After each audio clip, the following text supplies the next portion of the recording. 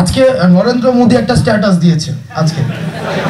তো আমি নরেন্দ্র মোদীর স্ট্যাটাসে একটা ফ্রেজ আছে, মানে খুবই গুরুত্বপূর্ণ একটা ফ্রেজ, যেটাকে আমাদেরকে একটু লোকেট করতে হবে। উনি আজকের এই বিজয়টাকে উনি বলেছেন India's historic victory in 1971। India's, so the focus was in India's positiveness. C the positiveness, India's victory. এবং এক্ষেত্রে কারো হিস্সা স্বীকার করে নাই। একটা ম্যাচের উইনার একজনই হয়, ট্রফি একজনই থাকে, ট্রফি তো একজনই পায়। তাইলে 71-এর ট্রফি যদি ইন্ডিয়া পায় তাহলে বাংলাদেশ পাইছে কি? আবার যদি এটা বাংলাদেশের ট্রফি হয় তাহলে ইন্ডিয়া কিভাবে দাঁড়াচ্ছে এটা আমাদের ইন্ডিয়ার ভিক্টরি? এবং ট্রফিটা কোথায়? আমরা ধরে নেই একটা হাইপোথেটিক্যাল ওয়ার্ল্ডে এটা ইন্ডিয়ার ভিক্টরি, আমরা ধরে নিচ্ছি এটা ইন্ডিয়ার ভিক্টরি। তার মানে পাকিস্তানের সাথে ইন্ডিয়া যুদ্ধ করেছে এবং ইন্ডিয়ার বিজয় হয়েছে। তার মানে তৎকালীন সময়ে যারা পাকিস্তানের পক্ষে ছিল, তো তার মানে তাদের অবস্থানটা তাহলে সঠিক ছিল না? আমি জাস্ট প্রশ্ন করছি, এটা কিন্তু উত্তর না। আমি প্রশ্ন করছি, এটা উত্তর না। তার মানে হ্যাঁ, আমি আমি আমি এটা আমি তো বললাম এটা হাইপোথেটিক্যাল, আমরা ধরে নেই দুইটা সিচুয়েশন। আমি দুইটা সিচুয়েশন ধরে নেই, যে দুইটা সিচুয়েশন, একটা সিচুয়েশনে আমি কথা বলছি, আমার কথা বলার আজকে হচ্ছে নরেন্দ্র মোদী স্ট্যাটাসটা নিয়ে কথা বলছি। আমি ধরে নিচ্ছি নরেন্দ্র মোদী যে ক্লেম করেছে, মানে whenever you are coming up with a claim, you must come up with some supporting detail, right? চলেন আমরা দেখি ওনার আর্গুমেন্টে ঠিক এটা ইন্ডিয়াস ভিক্টরি। তাহলে ইন্ডিয়াস ভিক্টরি যেহেতু ছিল, তার মানে পাকিস্তানের পক্ষে যারা ছিল, আমরা এখন যাদেরকে মুক্তিযুদ্ধের বিরোধী শক্তি, রাজাকার, আমরা পাকিস্তানের পক্ষে বলছি, আমরা এই যে ন্যারেটিভটা যাদের এগেনস্টে যাচ্ছে, তার মানে ইন্ডিয়ার তাদের যে অবস্থানটা, তারা চায় না ইন্ডিয়া জিতুক, তো তার মানে অবস্থানটা তাদের সঠিক ছিল। ওকে, এক নম্বর বিষয়, এটা হচ্ছে একটা সিনারিও। আবার চলেন দ্বিতীয় সিনারিওতে আমরা দেখি, যদি এটা আমাদের তাদের অবস্থান যদি সঠিক হয়ে থাকে, তার মানে কি এটা ইন্ডিয়ার ভিক্টরি না? এটা ইন্ডিয়ার ভিক্টরি না, এটা বাংলাদেশের ভিক্টরি।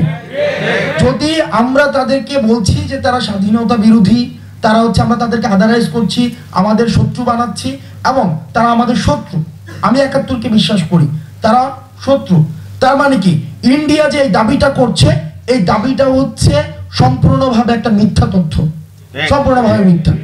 আমি আজকে এই স্ট্যাটাসের পরে গত 16 ডিসেম্বরে মোদির স্ট্যাটাস দেখেছি, আমি রাহুল গান্ধীর আজকে অবস্থান দেখেছি, আর গত 16 ডিসেম্বরে দেখেছি, তার আগেও দেখেছি। প্রতি বছরেই তাদের স্ট্যাটাস, তাদের অবস্থান মুক্তিযুদ্ধকে নিয়ে এটাই ছিল, এটা নতুন না কিন্তু।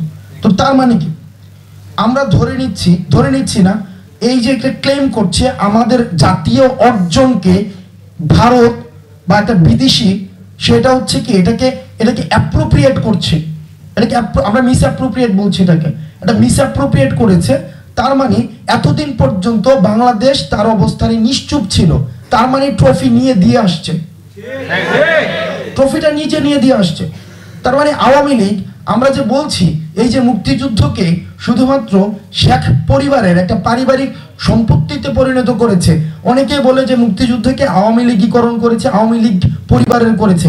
এই জায়গায় আমি এটা পার্শিয়ালি ট্রু, মুক্তিযুদ্ধকে বেসিকলি শেখ পরিবারের পারিবারিক সম্পত্তিতে রূপান্তর করেছে একদম। যেমন একটা বিজনেস এন্টাইটিতে কি হয়, আমরা ব্যাংকিং সেক্টরে যেটা দেখেছি, সেখানে হচ্ছে বাবা হয়ে হচ্ছে এমডি, ওয়াইফ একটা পদ পায়, ছেলে একটা পদ পায়, ছেলের বউ পায়, তারপর হচ্ছে ছেলের নাতি পায়, এই পরিবারের মধ্যে ভাগাভাগিগুলো চলে, অ্যাওয়ার্ড যেটা। ঠিক একইভাবে হচ্ছে আমরা এই শেখ পরিবারের মধ্যে সবকিছুকে দেখেছি। তো এতদিন পর্যন্ত এই যে আওয়ামী লীগের নিশ্চুপতা, আওয়ামী লীগ যে নিশ্চুপ ছিল, এই যে ক্লেম করতো যে 71টা হচ্ছে যে ভারত, এই বিজয়টা ভারত হচ্ছে এটাকে ওন করে, এই পর্যন্ত কোনোদিন আমরা বিরোধী অবস্থানে আওয়ামী লীগকে পাইনি, নেভার। যে এটা কখনোই বলে নাই যে না এই 71 এটা আমাদের অর্জন, তার মানে 71কে আমাদের করতে আমরা ব্যর্থ হয়েছি। 71 যেটা আমাদের, এটা বাংলাদেশের, এই ক্লেমটা আমরা করতে ব্যর্থ হয়েছি।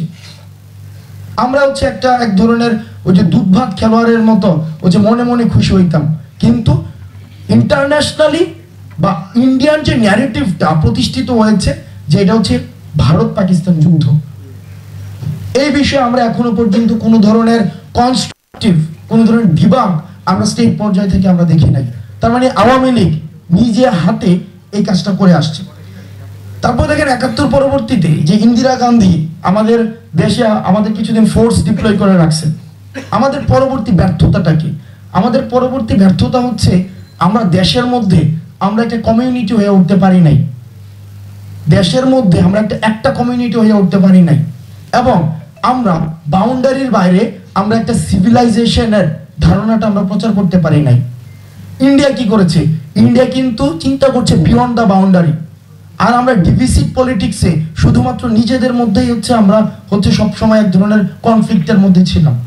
সবসময় আমাদের পুরো ফোকাস ছিল ইনল্যান্ডে, আমাদের শুধুমাত্র বাউন্ডারির ভিতরে, বাইরে কিন্তু অর্থাৎ আমাদের গ্লোবাল পলিটিক্সে আমাদের বাংলাদেশকে আমরা লোকেট করতে পারি নাই, আজকে পর্যন্ত পারি নাই, এখন পর্যন্ত পারি নাই।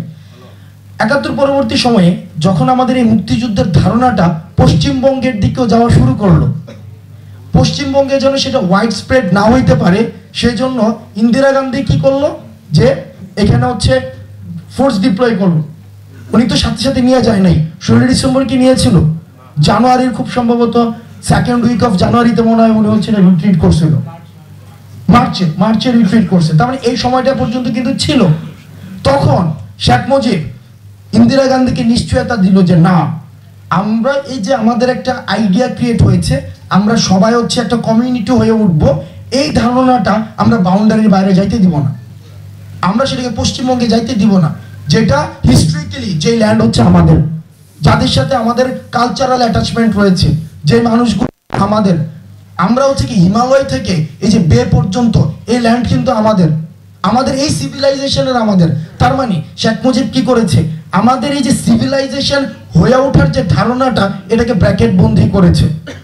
সোনিয়াকে যখন ইন্দিরাকে যখন এই নিশ্চয়তা দিয়েছে যে আমাদের এই সিভিলাইজেশনের ধারণাটা আমরা বাউন্ডারির ওই পাশ পর্যন্ত নিব না, ওই আশ্বস্ত হয়ে কিন্তু উনি আবার কি করেছে? উনার সৈন্য উনি রিট্রিট করেছে, উনি এখান থেকে নিয়ে গিয়েছে। তো তার মানে এই যে আমরা না উঠতে পারলাম কমিউনিটি হয়ে আমাদের নিজেদের মধ্যে, আবার না উঠতে পারলাম দেশের বাইরে একটা সিভিলাইজেশনের ধারণা নিয়ে, আমরা সব সময় একটা ডিভিসিভ পলিটিক্সের মধ্যে ছিলাম। অলওয়েজ একদম সব সময় আমাদের একটা ডিভিসিভ পলিটিক্স ছিল।